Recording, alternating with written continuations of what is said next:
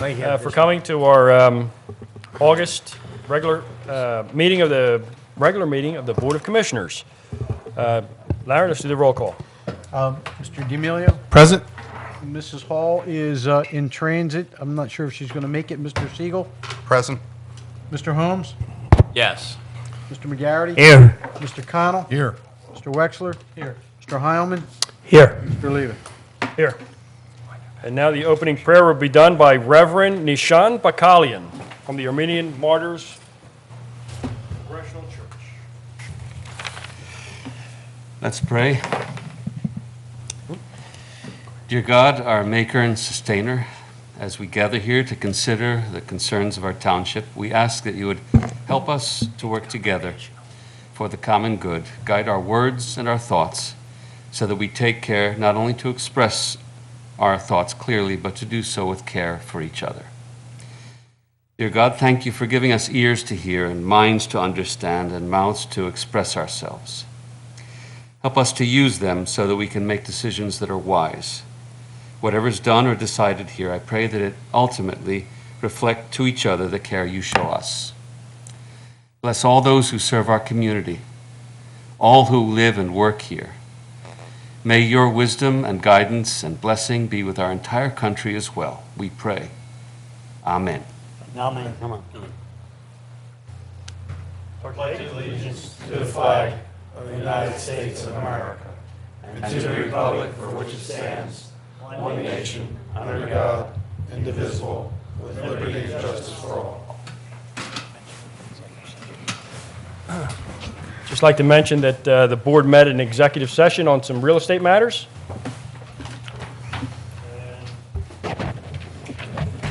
Jonathan, you're up. This is the Township Auditor update. Jonathan Kalbus. President, I'm glad to see I'm not the only one who's wearing a suit tonight. Not the only one who missed the casual summer memo. With that, wish I had one of those shirts. Those are nice. I distributed my report earlier this afternoon. I probably had about a handful of questions for the finance director, and I asked to review my usual stack of paperwork. So if anybody has any questions on the report, feel free to ask them now. If not, you're welcome to ask me later or email me privately or whatever you wish. Any questions? I do. No, with that, I have nothing further. Thanks. All right. Thank you very much. And Mr. Chairman, before we start the Citizens Forum, I would ask that we could take a moment of silence for Dick Halsworth, a veteran of World War II and a regular here at the meetings, a Fifth Ward resident, and he'll be missed.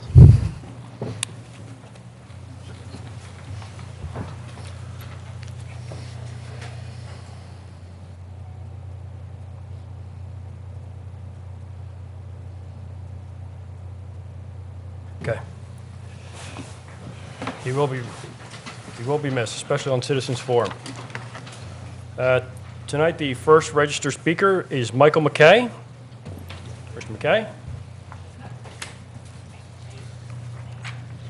Just right up here. It's his first time, okay? We got a rookie. Some tall shoes to fill tonight. Yeah. Good evening, everyone. Thank you for allowing me to come here this evening. However, what I want to mention not just affects our township, but I think it affects the entire country. It's discrimination. And that discrimination is in the form of a law, the no-call law. Prevents telemarketers from calling you. To be harassed by phone, solicited by phone. After keeping track of last election, I had 52 phone calls in the 9 days prior to the presidential election. And I don't get 52 calls a year. And all the phone numbers and the people listed on here, you cannot return the phone calls. And if you don't pick the phone up, your answering machine registers that you have a call, but there is no call. It's an automated system. And the discrimination comes in the fact that politicians, government people, and charities are exempt from that law. By its own definition, the law is discriminatory. I'd just like to know why we support such a law. Well,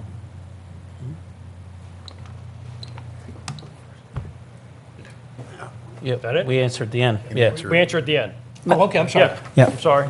Mr. McKay, what's your address, sir? 229 Golf Hills Road, Havertown, PA, 19083. Thank you, sir. Thank you, sir. You want Jim? Okay. There's nobody else in Citizens Forum. Is there anybody in the audience who'd like to speak on a agenda item only? There being none, Yeah, I'll be happy to take a little stab at that. I mean, I'm not real sure of what law it is you're talking about. I mean, I'll take a look at it if you want to, it's the first I've heard your complaint. I'll take a look at what the law is to see, you know, what you're talking about in terms of why are we obeying a discrimination law. And I guess, you know, there's different types of law. I mean, there's federal laws, there's state laws, and then there's the township ordinances. So if there's federal law or state law, it's something we have to abide by. If it's a township ordinance that you're talking about, I'll take a look at it. It's not, it's a, well, then I think probably, I'll take a look at it and see what you're, you know, if I can figure out anything that might be a problem. But it would seem to me that if it's a federal law or a state law, that your complaints really need to be directed to the federal legislators or the state legislators rather than this board here, because this board here has to follow the state law or the federal law. We take an oath to uphold the Constitution and the laws of the Commonwealth and the, you know, the United States, so. Well, doesn't this fall under the First Amendment rights? No, You know, I had to take a look at it, Steve, or Commissioner D'Amelio. I just don't, I'm not real sure what Mr. McKay is talking about. I'd be happy to take a look at it, and I'll take a look at what the law is. But I can tell you, just as a general proposition, if it's a federal law, or it's a state law, or it's something that's, you know, it has to be done by the Constitution, then sure, you have to. I mean, as Commissioner Highland Right. said, you take an oath to uphold the law, so. Right. I don't disagree, by the way. I mean, there's a lot of, D'Amelio, they're basically different levels of protected speech. The least protected speech is business speech, speech done for purposes of selling products, and that can be subject to the most regulation. The most highly protected speech is political speech. So a state, the federal government, a local ordinance cannot restrict, I mean, has to be super careful, and the government will, and judges will scrutinize very carefully any kind of law that might infringe upon somebody's political speech. And so, and then charitable organizations fall between, depending on the charitable organizations, whether they're religious institutions, they also implicate First Amendment concerns. And so they kind of fall in the continuum between political speech, which is the highest, most protected form of speech, and business speech, which is the least protected. So, I mean, that's the basis, and that's countrywide. I mean, in any effort, I mean, that's why we can't regulate, even though we have sign ordinances in this town, there's an issue about whether or not you can restrict signs that have to do with elections and have to do with the political process because of the very heightened scrutiny that's applied to any government action done to restrict speech. So, I mean, that's a law school exam answer to your question as to why we tolerate that. We tolerate that because we live under the First Amendment. okay. Can you come up? Well, actually, yeah.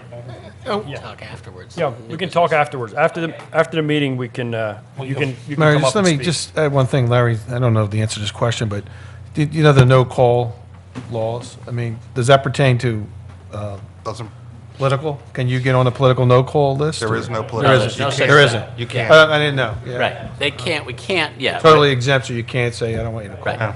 Let us move on with the approval of minutes. Mr. Chairman, Emilio, I'd like to make a motion to approve the regular meeting minutes of July 8th, 2013. Second? motion made and seconded. Any discussion? Call the roll. Mr. D'Amelio? Yes. Mr. Siegel? Yes. Mr. Holmes? Yes. Mr. McGarity?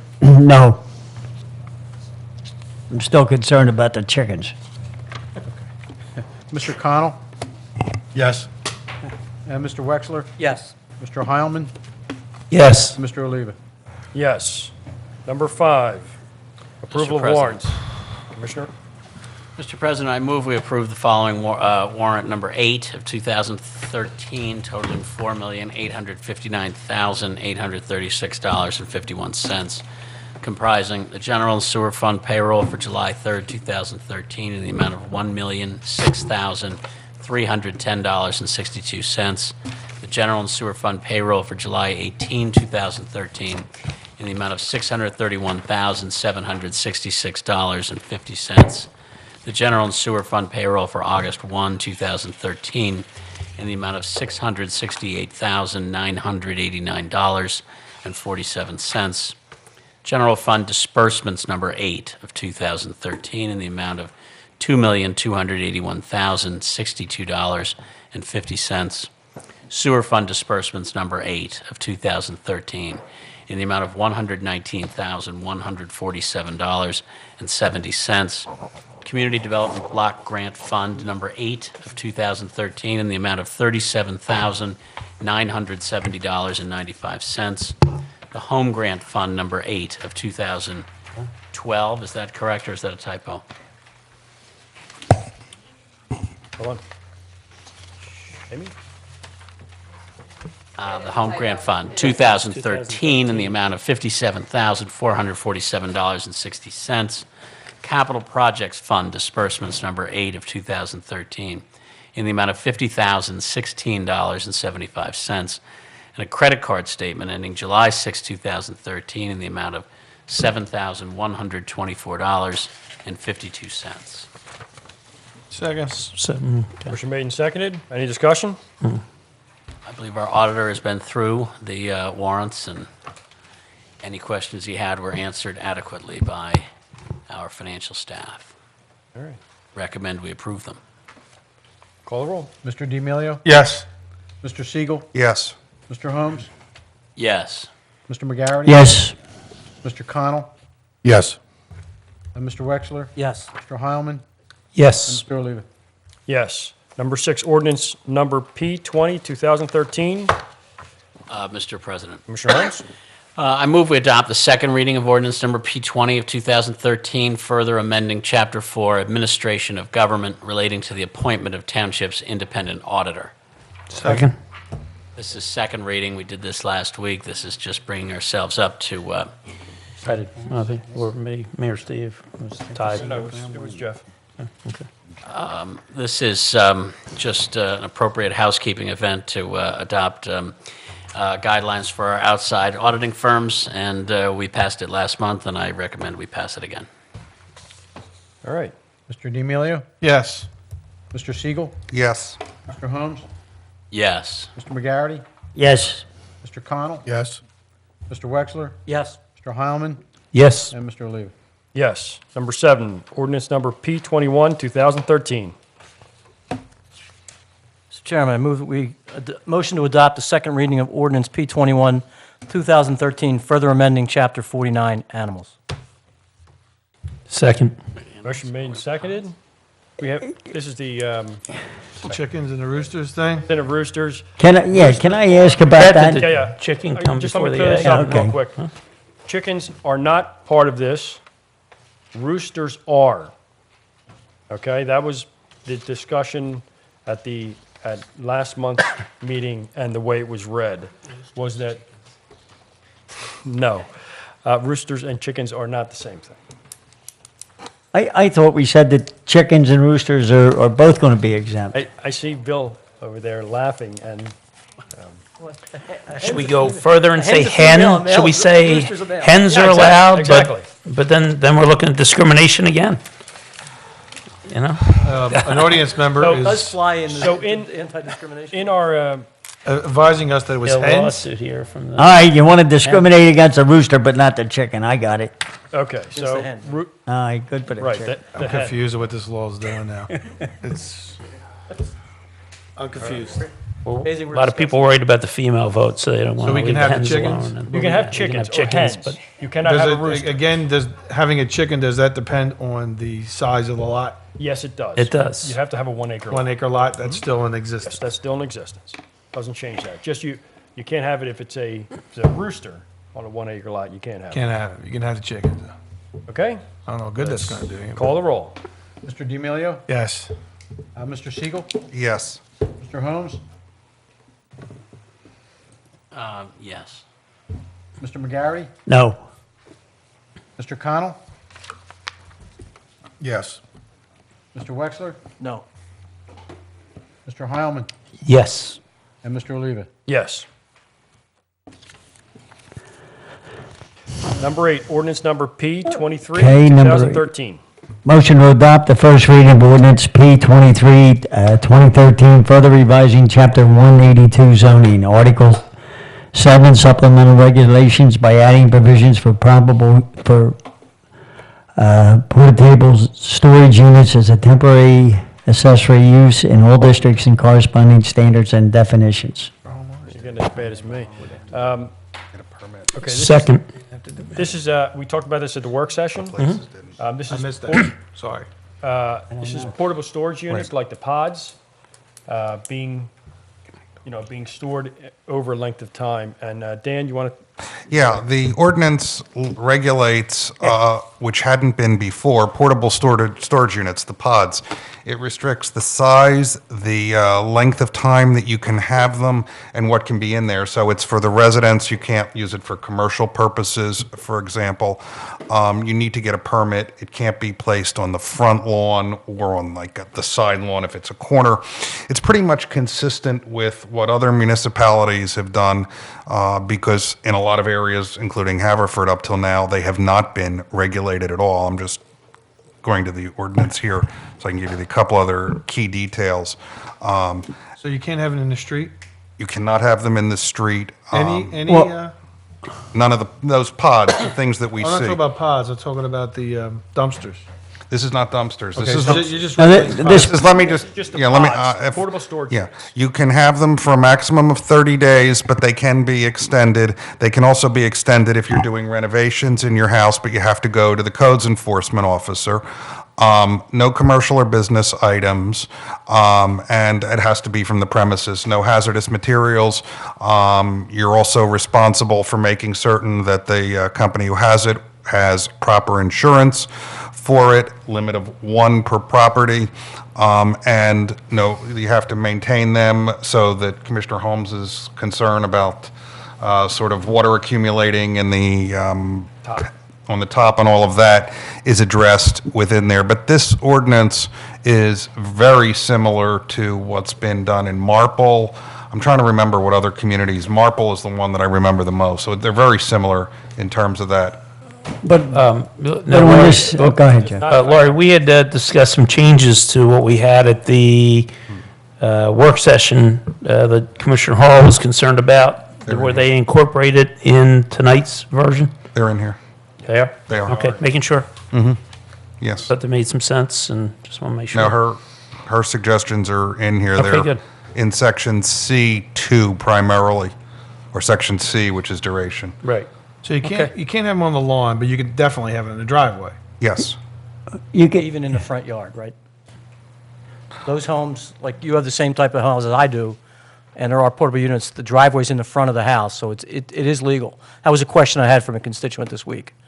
So you can have it in the front yard as long as it's on a That paved was surface. my concern, Yeah, right? it's on a paved it's got to be on a paved circuit. Driveway, even though the Yeah, driveway's in the they're- front of the Yeah, like house. where you can put your car, wherever you can put your car. Right. They can be, Just like a boat or an RV has to be in the back third and it has to be paved. This is, it can be it anywhere. has to be a paved As long as it's off-street. paved. Sorry. But these pods are allowed in the street, am I right? But they have to pay the township? No, you can't have them in the street. Dumpsters Dumpsters are can be in the different. street.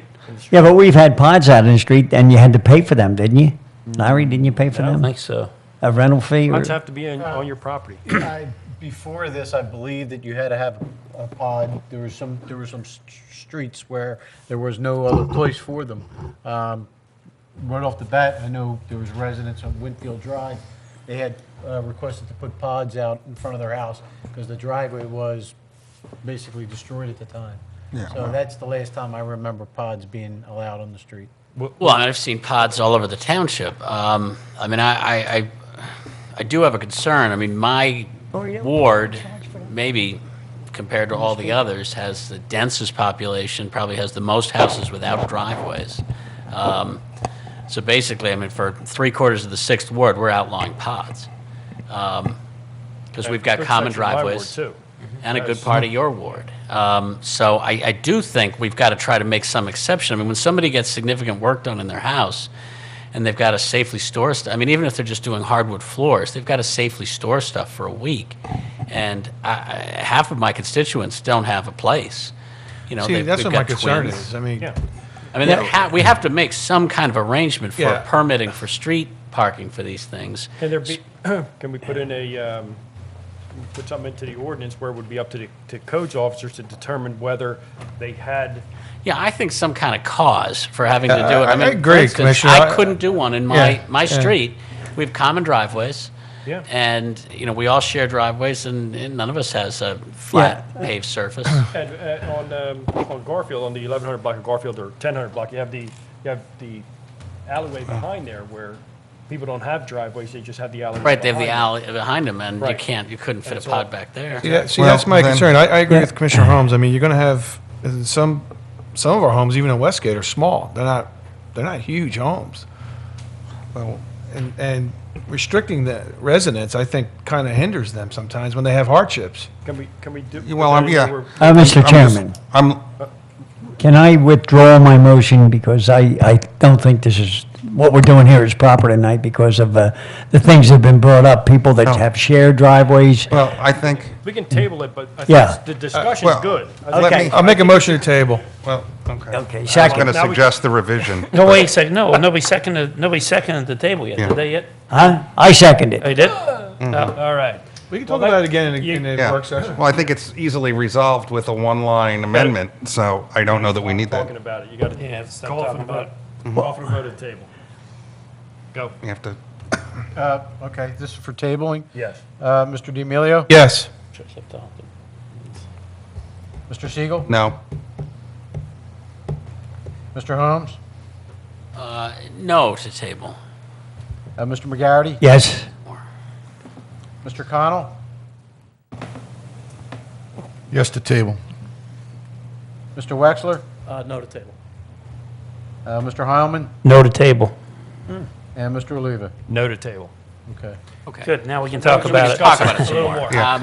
I Yeah. mean, If I could, Mr. Siegel, I'm not sure if we want to do a revision on the fly, although I would consider this. If we talk about right now a revision, this is the first reading, right? Correct. I mean, if we say that we're passing this with the notion that they are going to have an exception for people to be able to park on the street or in some common area, subject to To the codes township approval, codes officer approval, then I think we can consider and pass this ordinance tonight, and making the change we've discussed making won't be a substantial revision between the first and the Well- second reading. And you have to advertise it anyway, after the first reading, before the second reading. So as long as we made the changes in the advertisement between the first and second reading, we'd be okay.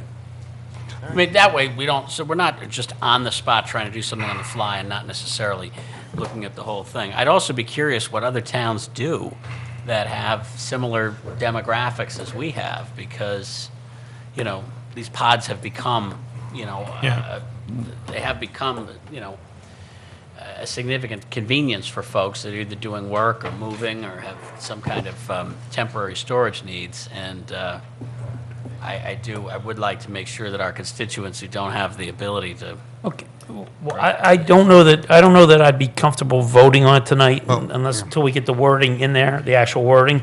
But that's why I voted no to table, just so we could talk about it a little, but. Continue discussion. Yeah, but what I'd like to do is maybe see, you know, in section E1, where it says pods are prohibited from being used on the streets or front yards of the, Yeah. of the property, have that Okay. worded, the Well- discretion of the codes officer, or however you want to do it, but, I would suggest that E3 be amended to include the following sentence.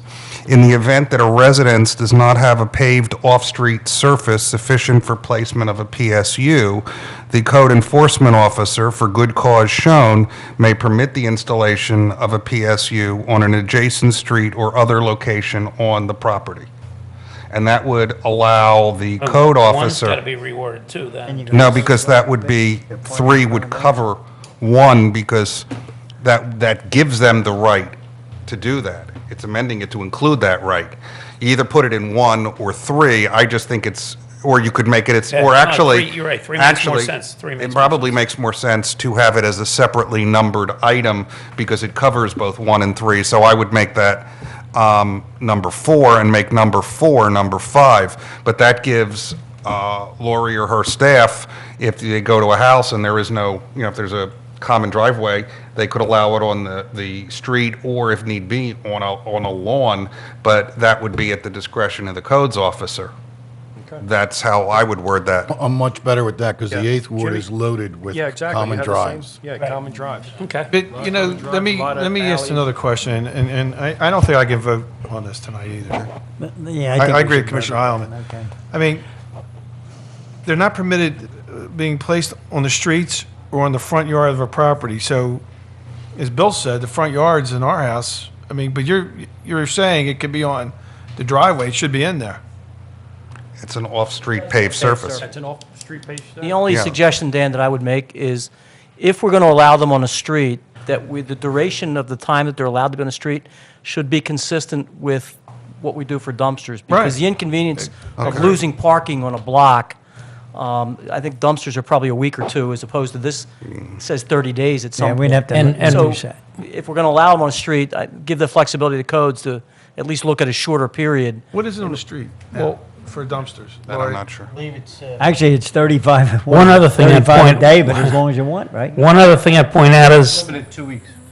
one other thing I'd point out is not gonna have the that. width of the street ought to be taken into consideration also, because I know if you put a pod on Lee Circle, just like when there's been dumpsters on Lee Circle, you can't get a bus or a trash truck up Lee Circle, because Right, there's and I parking think- on one side, a dumpster on the other. That's why it what the says- codes Yeah, I know. has to- Yeah, That's good so- cause. If, Yeah. if you can't do it and it blocks the street, because we have some narrow streets, Right, I think Commissioner then they can't do Siegel's it. revision gave the flexibility to put it on the Right. front yard. if Okay. Exactly. Public safety or. Right, Most pods are going to be out, if they're on the street, first of all, people have pods, they're more than 2 weeks. I could see a dumpster for 2 weeks, but most pods are going to be out there longer than Yeah. 2 One for almost 2 years. Bill's saying, we should limit it to 2 weeks. But that doesn't make sense. I mean, Well, it does, Because- because they're used for, if you're getting your floors refinished, you're going to do. yeah, but how many people really keep them for 2 weeks? They've been on people's property for longer than 2 weeks. People that are moving or in temporary storage. But that's a special case, and then we'd have to take up the Yeah, revenue. but they can go back and get they can get a, They can go to a storage place. Yeah. I was just saying, if it's got to be there more than 2 weeks, I know with my family, then those pods have to be relocated. The company has to take it off-site if it's going to be there more than 2 weeks. Okay, then, well, we probably need to add the following to what I suggested. In the event the PSU is located on an adjacent street, then the PSU shall not be placed on the street for a period consistent with section whatever of the code, which would be the section for dumpsters. I don't know that section off the top of my head. And Commissioner Holmes just pointed out F2 should be cubic feet. It doesn't, it just says feet. Yeah, and that you just raised a good point. These these So it says square pods feet. aren't used What- to, Why don't we redo the, why don't we? these table it pods and aren't re- used, shouldn't be used to sit there for 6 weeks. They should be Right. there for 2 days while people fill them. And then the pods get taken somewhere, whether it's to a new home or stored. The place that rents the pods also rents the storage space. So what are other, But I had one in my neighborhood I- for a year.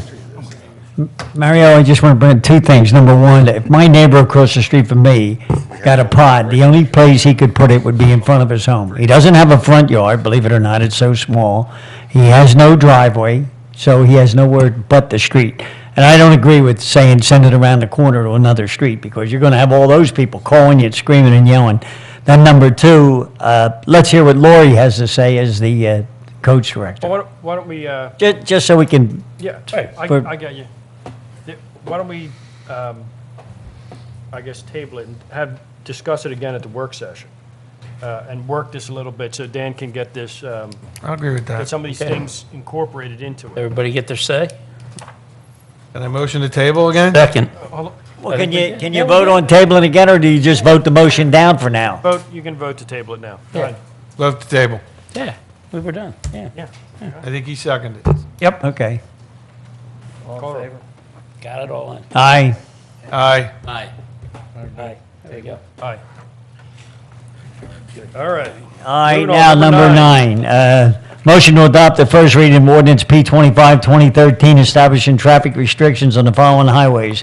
Establish special purpose parking in front of 1710 Hawthorne Avenue, in front of 2946 Berkeley Road. Establish sticker parking only on the following highway. Limited residential sticker parking from 8 a.m. to 11 a.m., Monday through Friday, in the 800 block of Hearst Avenue. Second. Motion made and seconded. Any discussion? Call the roll. What am I Mr. missing? D'Amelio? Yes. Mr. Siegel? Yes. Mr. Holmes? Yes. Mr. McGarity? Yes. Mr. Connell? Yes. Mr. Wexler? Yes. Mr. Heilman? Yes. Mr. Oliva? Yes. Number 10, resolution number 1901, 2013. Mr. Chairman, Commissioner? I'd like to make a motion to adopt resolution number 1901, 2013, authorizing Deputy Chief John Viola to execute any and all documents with PA DOT and be responsible for the safety and welfare of residents utilizing state highways on Haverford Township Day, Saturday, October the 5th, 2013. Second. Motion made and seconded. Any discussion? Beautiful day, can't wait. All right. Call the roll. Mr. D'Amelio? Yes. Mr. Siegel? Yes. Mr. Holmes? Yes. Mr. McGarity? Yes. Mr. Connell? Yes. Mr. Wexler? Yes. Mr. Heilman? Yes. And Mr. Oliva? Yes. Number 11, appointments, Finance Department. Commissioner Holmes. Yes, I'm sorry. Mr. President, I move we reappoint the certified public accounting firm of Maley LLP as the township's independent auditor for a 3-year term covering the fiscal years ending December 31, 2013, 2014, and 2015. Second. Motion made and seconded. Any discussion? How many years is this for them? You know, Second 3-year term. Which is all they, yeah, they can't go for more. Okay. Call the roll. Here it is, I got it. Mr. D'Amelio? Yes. Mr. Siegel? Yes. Mr. Holmes? Yes. Mr. McGarity? Yes. Mr. Connell? Yes. Mr. Wexler? Yes. Mr. Heilman? Yes. And Mr. Oliva? Yes. Historical Commission. I got you. Okay. Historical Commission. Motion to appoint Erica Duschel to fill an unexpired 4-year term on the Historical Commission to expire December 31st, 2013. Second. Motion made and seconded. I must say, she comes very highly regarded. Yeah, she's been super active with them already, so. She's part of the Historical Society in the township. She sits on the Historical Society, and she'd be a great, And she jumps in and helps out at the Grange Estate also. Yep. All right. Call roll. She the only one? Right? The only one? Can we do all in favor then? Yeah. Do a All in favor? Aye. Aye. Aye. contract awards. Mr. Chairman, I would like to make a motion to award the emergency sanitary sewer contract to N. Abanizio Contractors of Conshohocken, PA, in the amount of $288,967.50, submitting the lowest responsible bid. Second. Motion made and seconded. Any discussion? There being none, call the roll. Mr. D'Amelio? Yes. Mr. Siegel? Yes. Mr. Holmes? Yes. Mr. McGarity? Yes. Mr. Connell? Yes. Mr. Wexler? Yes. Mr. Heilman? Yes. And Mr. Oliva? Yes. Public Works Department, 2013-14 salt contract. Motion to award the 2013-14 salt contract to International Salt for $53.48 a ton, submitting the lowest responsible bid. Second. Motion made and seconded. Any discussion? Can I make one comment? Yes, go ahead. It's $1.77 a ton less than last year's. Okay, sounds like a good Great. deal. Let's call the roll. Mr. D'Amelio. Yes. Mr. Siegel. Yes. Mr. Holmes. Yes. Mr. McGarity. Yes. Mr. Connell. Yes. Mr. Wexler. Yes. Mr. Heilman. Yes. And Mr. Oliva. Yes. Continuation of Citizens Forum. Yeah. Mr. McKay. Mr. McKay? Did Yes. you want to speak? You can come up and speak. This is the end of the meeting where you have 3 minutes. Did you want to?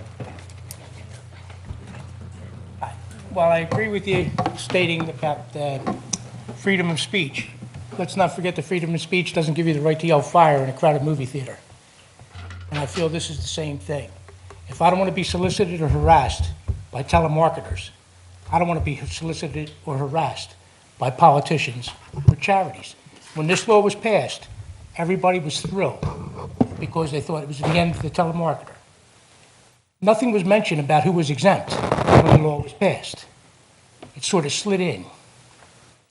And I, for one, am a voter, and anybody that calls me isn't getting my vote. I think that's horrendous to get that many calls from 9:30 in the morning to 9:30 at night throughout the day. It was an average of 6 calls a day. And not to be able to call those people back on their numbers. And Mr. Vitale, when he called his automated system, said out of area. Wasn't even a phone number on the caller ID. I feel that's wrong. I don't care how you want to word it or how you want to say it's legal or anything else. It's not right. An unjust law is no law. That's it. Thank you very much. Jim, did you want to say any more? Or? I think we've already covered everything that we need to say about it tonight. I'll take a look at it. But it's not our ordinance. We can't do anything about it here. Right. But But the longest journey begins with a single step. there you go. I'm starting right here. Okay. Mario, can I ask these two young gentlemen in the back, they must be here for a reason, so come on up and speak on the speaker here and let us know what you're up to tonight.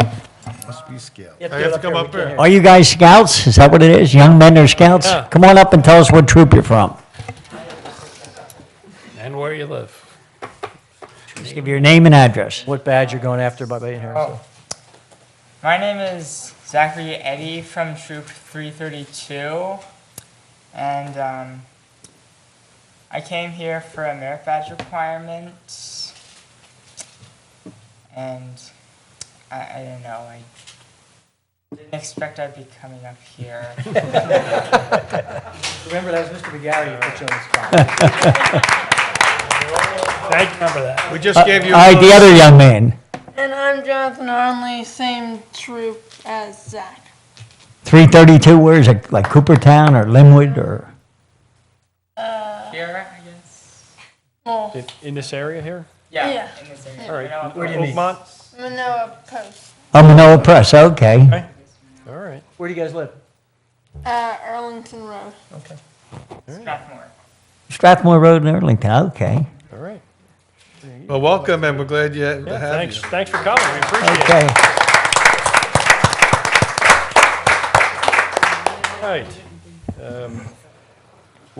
You want to do that after the meeting, post-meeting? Yeah, if I could, I just had one more follow-up on the executive session that we had with the real estate / legal matter. Yes. I thought I'd like to talk to everybody if we could before we leave. Okay. Yeah, got it. All right, let's do Yeah. new business. Mr. President? Commissioner Holmes. Mr. President, I just want to provide an update to the financing that we will be considering and voting on next month. This is a memo from Amy Cuthbertson. On July 29, 2013, the township received notification that it had retained its AA2 rating from Moody's. I'm sorry, AA rating from Moody's. The staff is very proud of this rating, which is held by only 30% of municipalities in the Commonwealth of Pennsylvania. Bravo to everybody involved. The purpose of this memo is to give everyone a summary of the events leading to the issuance of a new bond series to be known as Township of Haverford General Obligation Bonds Series 2013. The anticipated issue amount is $10 million in order to keep under the bank qualified limits.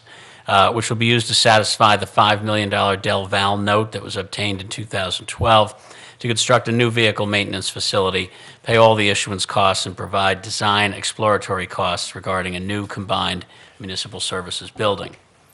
We are expecting to conduct an internet auction for the sale of these bonds on Monday, September the 9th, 2013, at 12 noon.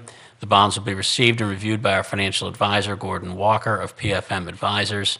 Debt service and all costs will be calculated by Mr. Walker in the afternoon of September the 9th and circulated to all of us prior to the meeting.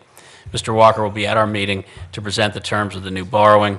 The Commonwealth of Pennsylvania's Local Government Unit Debt Act requires only one reading when an ordinance pertains to borrowing. Therefore, we will be passing the ordinance that night and no other meeting. Our bond counsel, Mr. William Richter of Reed Smith, will prepare and present the actual ordinance to be enacted that night, formally designating the buyer of the bonds, the terms of the bonds, and the interest rate. Closing will be expected to take place approximately 30 days thereafter. If there are any questions or clarifications, you could certainly contact Amy or Larry, and of course, if anybody wants to discuss it right now, they can. So that is all I have right now, Mr. President. If Amy can email me a copy of that, I'd appreciate it. Sure. Great. Or any board member for that matter. All right, let's start on other business. Thank you, Mr. Commissioner. Eagle Road, I was told, last week, a couple weeks ago, that PennDOT was out and they were doing the lines to assist with the traffic calming initiatives that was discussed because of the number of accidents that had occurred on Eagle Road, including, unfortunately, a fatality. And I just want to give the residents an update. They've been out. I did see the lines there, which is actually going to help even the second ward going down further towards the fourth ward as well. You know when It was supposed to be actually last week, I think just because the weather was unpredictable, so I'll actually, I'll have Lieutenant Hagan make a phone call for us tomorrow. We'll see if we can get a better date, but it should be any day. All right, so while the lieutenant's here, may I ask him a question about that, please? It's a brief question. Sure. Lieutenant, when the lines are in place, and as you know, you're well aware of the issues that we've experienced from the first through the fourth there.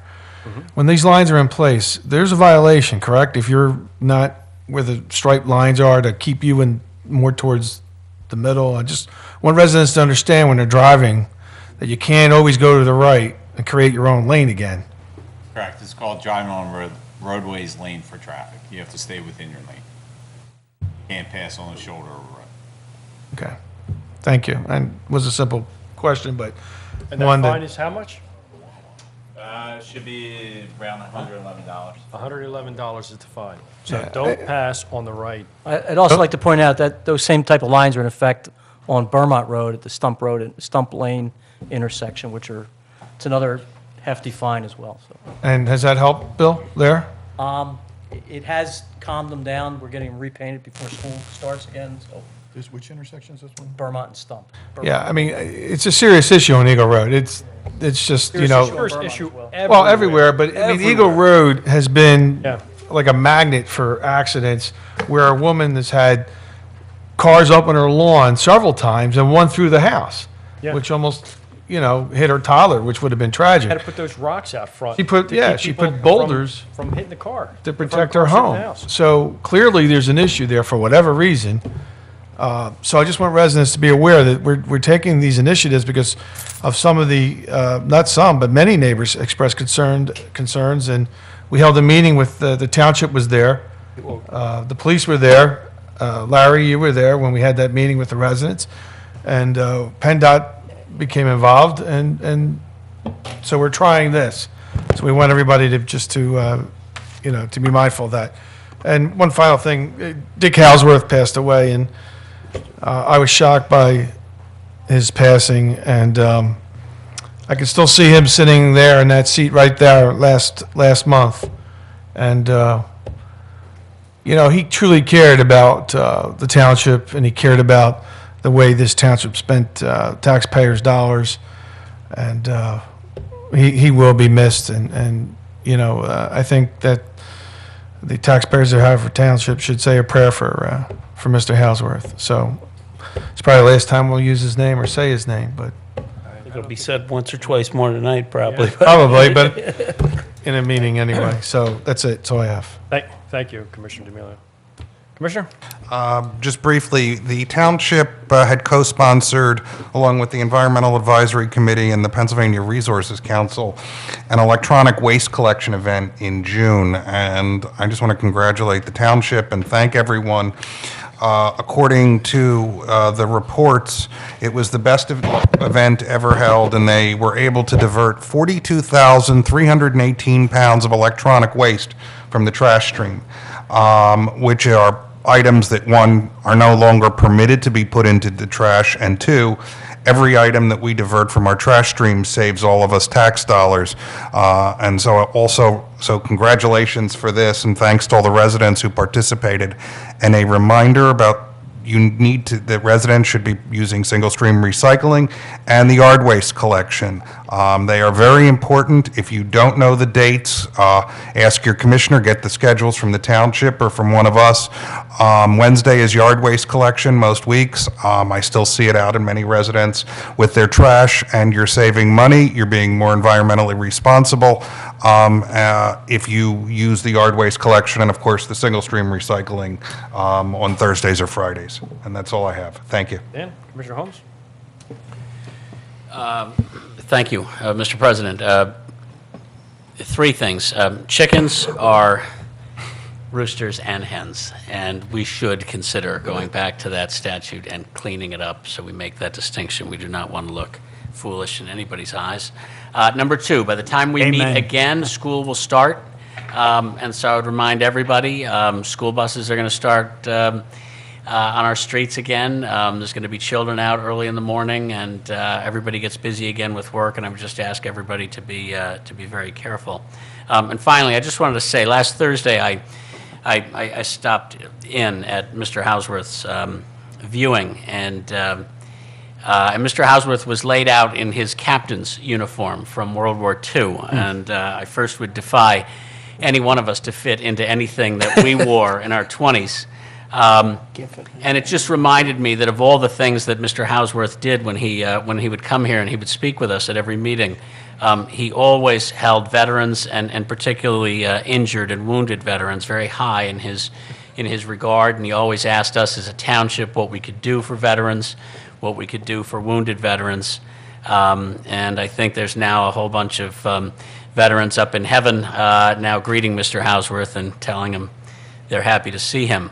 I think Mr. Hausworth made us better people and better politicians by coming here and so often questioning what we were doing and maybe asking questions that some people thought about but didn't necessarily have the courage to get up and ask. And for my 8 years here and numerous years before that, he never lacked for the courage to do that. So I will miss Mr. Hausworth, and I hope we continue to conduct ourselves in a way that he would be proud of. And I just wanted to let the world know that we're going to miss him and let his family know.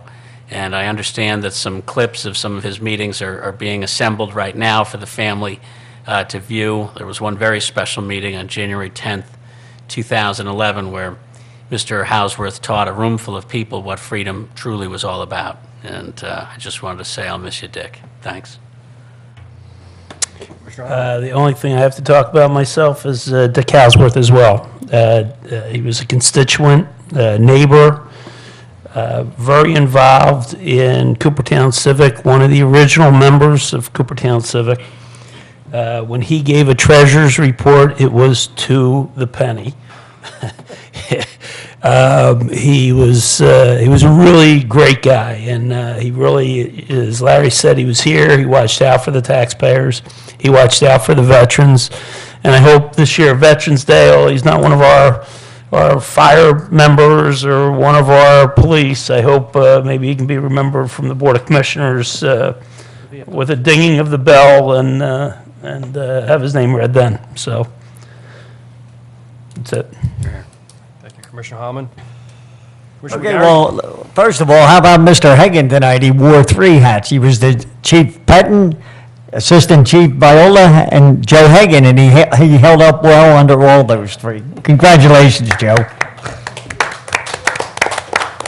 I just want to say a couple words about Mr. Houseworth myself. I was there, I saw what Larry was talking about with him in the uniform, and I just want you to know that what he said was true about the wounded warriors and things like that. That's where his money went.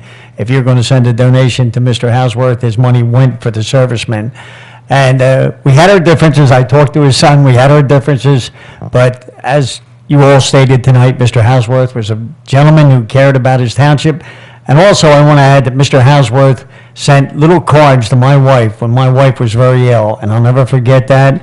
And that's the kind of gentleman that I remember Dick Houseworth as, a man with a heart, and he cared about people, and he cared about my wife, and wanted to make sure she was okay with the cancer. So we don't have to worry where Dick is. He's up above. God bless you, Dick. Thank you, Commissioner McGarity. Commissioner Connell? Yes, I absolutely agree with all of my colleagues here, and my prayers and thoughts go out to Mr. Houseworth's family and all that were dear to him. And I certainly do appreciate his comments every time he was here. He will be missed, absolutely. That's all I have.